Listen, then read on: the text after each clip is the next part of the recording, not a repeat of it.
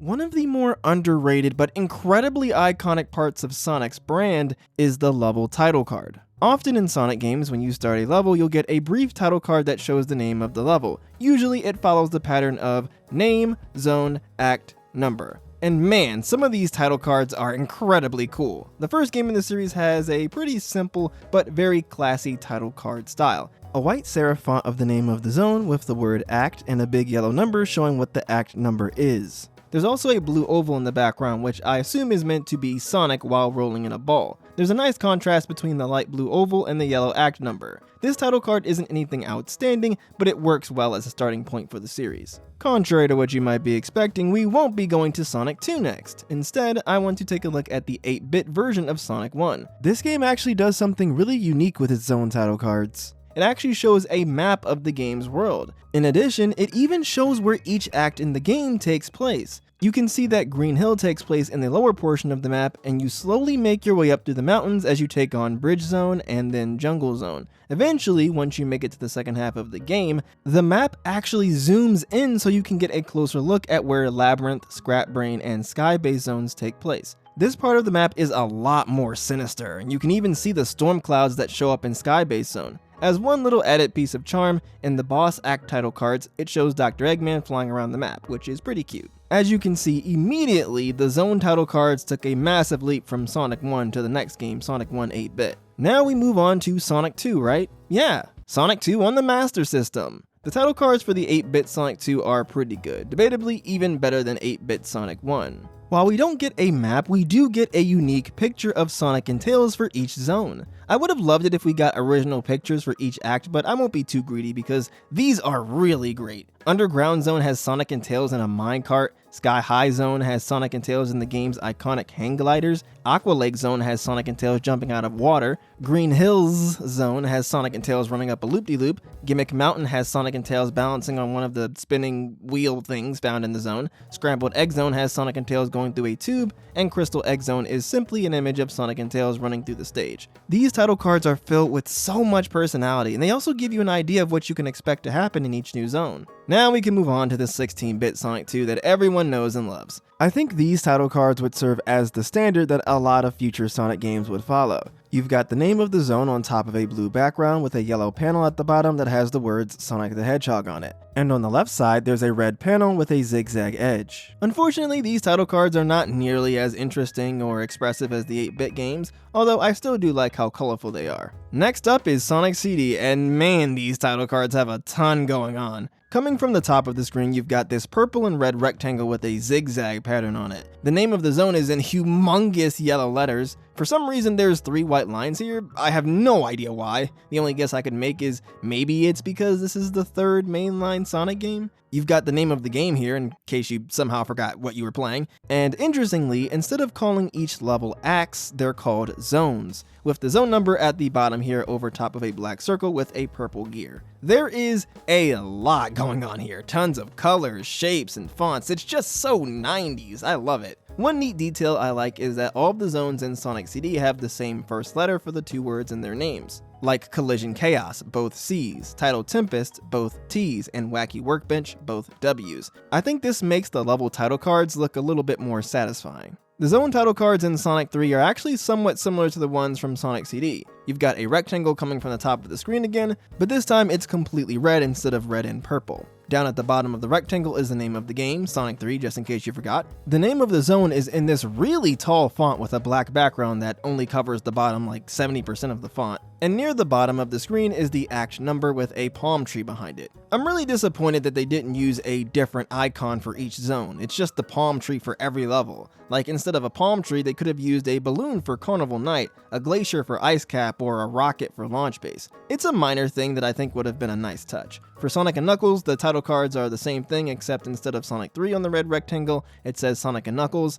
and for the combined version, Sonic 3 and Knuckles, as you might expect, it says Sonic 3 and Knuckles. Speaking of Knuckles, let's talk about the zone title cards in Knuckles Chaotix. I won't be talking about every game's level title cards, primarily just the ones I found interesting or had something of note to talk about. Luckily, there's a lot to talk about in regards to the zone title cards in Knuckles Chaotix. I don't even know where to start here. So you've got the word level and then in a big circle the number of the level that you're playing. It's done in this sort of grungy style, which is interesting. Below that, in front of a yellow background, you've got the names of all of the playable characters. Then below that is a barcode for some reason. From what I can tell, the barcode doesn't change depending on the level, so I have no idea what it means. Then on the left side of the screen, you have the name of the area in big green letters, with New Tragic High Zone, the setting of the game above it in white. And below the green letters is the name of the game in Japan. Chaotix. Already this thing has a bunch of stuff cluttering the screen, but beyond that you've also got all of these multicolored rectangles all over the screen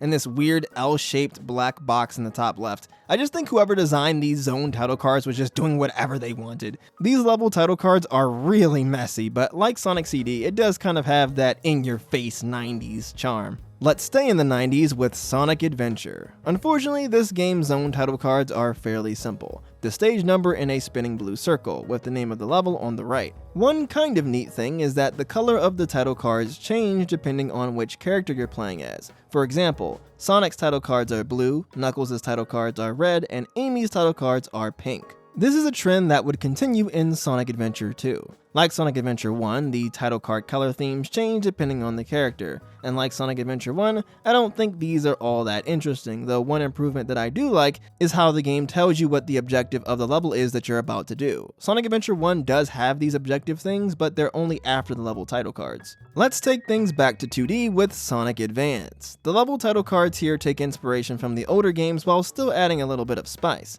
I like how the name of the zone is in scrolling text at the bottom here, just a little added touch that makes the whole thing a bit more dynamic. I also like how on the left with the classic zigzag panel, it shows the name of the character you're playing as and the characters' names use different fonts, which I think gives each one their own personal flair. For some reason, the game also has the name of the zone in Japanese near the bottom here, which is kinda strange for an English version of the game. Moving on to the sequel of Advance, we have Sonic Advance 2. These zone title cards are honestly awesome. The color of the title card changes depending on the character, but the coolest feature is that each zone has a unique icon, kind of like what I wanted out of Sonic 3 and Knuckles. Leaf Force has a leaf icon, Hat Crater has a flame icon, and so on. And they even let you see the icons of the later zones on the title card, which as a new player makes you curious. You'd wonder what type of level the music note zone is. You might say, oh, that one right there looks like a snowman, it's probably going to be a snow level. And of course that question mark at the end there is pretty foreboding. Getting back to 3D, we have Sonic Heroes. These level title cards are similar to the Sonic Adventure 2 ones with the mission objective at the bottom and the zigzag panels, but one neat extra thing I like is the spinning red, blue, and yellow team icon, which I'm pretty sure corresponds to the game's loading times. Wrapping up the Advance series, we have Sonic Advance 3. Nothing really of note to talk about here, but it'd feel weird to talk about the other Advance games and not this, so there you go. Next up, we have Shadow 05. The title cards have these spinning red lines on top of this dark gray background. The Shadow 05 logo icon is behind the text that shows the name of the stage. Besides that though, nothing much to talk about here. Thankfully, Sonic Rush has much better zone title cards. On the top screen of the DS, you can see your character, whether that's Sonic or Blaze, slowly running on a white background. As the level gets closer to starting, they pick up speed until eventually it fades into the level proper. On the bottom screen, you see the name of the zone's number in the stage order, the act number, the name of your character, and one of those unique icons I love so much depending on the stage. As one little bit of added flair, the zigzag panel is blue for Sonic and pink for Blaze. These zone title cards just have so much energy and flair. While I still prefer the Sonic 2 8-bit zone title cards,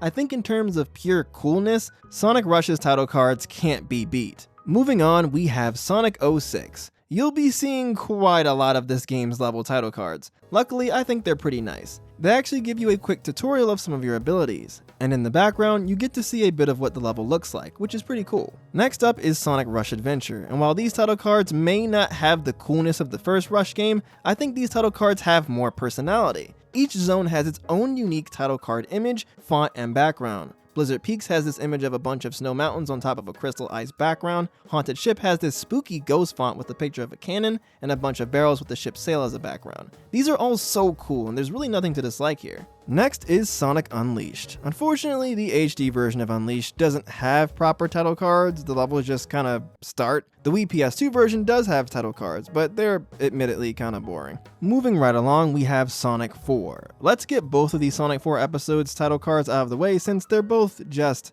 okay. I prefer the episode 2 title card since the top half of the title card is blue for Sonic and the bottom half is orange for Tails. You can even faintly see the two characters. One thing that I will admit is kinda nice is that both Sonic 4 games give a quick little snippet for each level on the level's title card. The snippet will give you a quick idea as to what the level is about. Like White Park Act 2, the level where you're running all over roller coaster tracks, has the snippet Sonic Coaster Rails. Lost Labyrinth Act 2, the level where you're exploring dark ruins, has the snippet World of Darkness. Not every snippet is great. Casino Street Act 3 has the snippet Casino Climax, which doesn't really tell you anything about the level that you don't already know. Moving right along, we have Sonic Colors. These title cards aren't crazy, but there are some neat features, like how they show off what the planet that you're currently on looks like, and they show off what your best scores and times are for the level. The DS version of Sonic Colors gives off Sonic Rush vibes, with a silhouette of Sonic on the top screen, gearing up before blasting off with Sonic speed. To be honest, I really like the look of the white silhouette of Sonic on top of a blue background. I think it works even better than the black on white that Sonic Rush did. The bottom screen gives you a short glimpse at what the theme of the stage is, which is nice. Next up we have Sonic Generations, and the zone title cards in this game are pretty classic, pretty old school,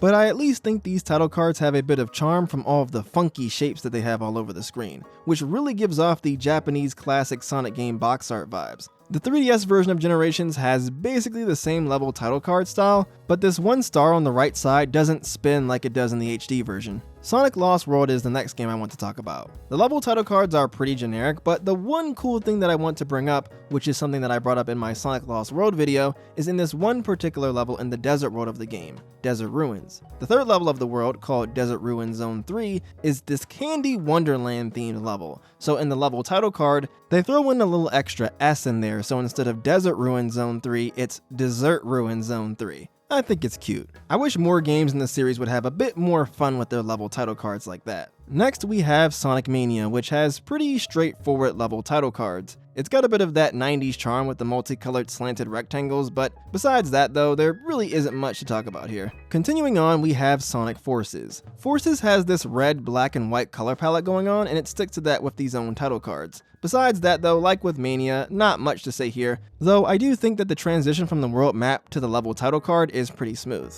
Sonic Frontiers didn't have level intro title cards, so we'll be skipping that game and we'll move right into Sonic Superstars. This game uses yellow and black as its main colors, but luckily it does bring back the cool in-your-face shapes aesthetic. Nothing all that new or exciting here, but these zone title cards are visually pleasing if nothing else. Finally, we have Sonic X Shadow Generations, specifically the Shadow Generations levels. These title cards have a gray and red theme, similar to the Shadow the Hedgehog level title cards. One detail I really like is how the name of the level has a flame effect as it fades in. With that out of the way though, I think we're done here. Like I said before, I wasn't going to talk about every game because honestly, a lot of them either don't have level title cards or they're just not all that interesting. I think the zone title cards may have peaked pretty early on with the Sonic 2 8-bit title cards, with the occasionally really good ones like Sonic Advance 2 and Sonic Rush Adventure. If there is an awesome or notable zone title card that I missed in this video though, feel free to tell me about it in the comments. If you're interested in watching more Sonic videos, here's a whole playlist of videos about the blue blur that I've done. That's all I've got to talk about for today though, so thanks for watching y'all, and have a great rest of your day.